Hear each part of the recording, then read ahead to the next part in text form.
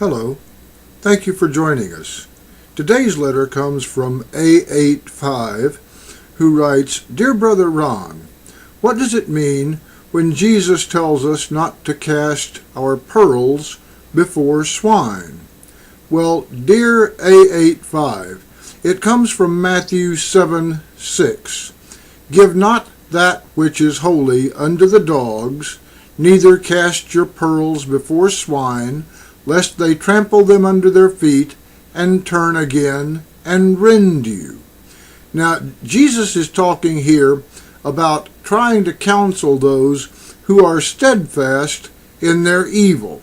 He is talking about those who are so committed to a life of sin and lust that if you try to show them the right way, they will take it as an insult and attack you. Now, I have many years of experience in education. Before a student can be successfully taught, the student must have a predisposition for learning. This means that the student must have a desire to learn, a positive attitude about learning, and a willingness to invest the time and effort needed to the learning process. Now, if a person is immersed in a life of sin, they are convinced that this is the life which will best satisfy their needs. They see no need to make any changes in their life and no need to learn about any. Furthermore, they may have a negative attitude about the person who is attempting to teach them. So, they are therefore unwilling to invest any time or effort toward learning new behaviors or attitudes. And it's going to be futile for you to attempt to teach them any. You might compare it to the old adage, never try to teach a pig to sing.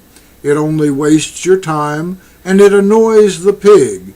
Now, although Jesus compares such people to dogs and swine, personally, I try to avoid making such comparisons. You see, I believe that God put each of us here for a purpose. We may not understand what that purpose is, but our Father does.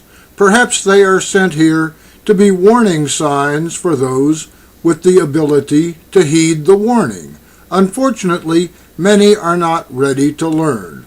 Perhaps this is what Jesus meant when he said, He that hath ears to hear, let him hear.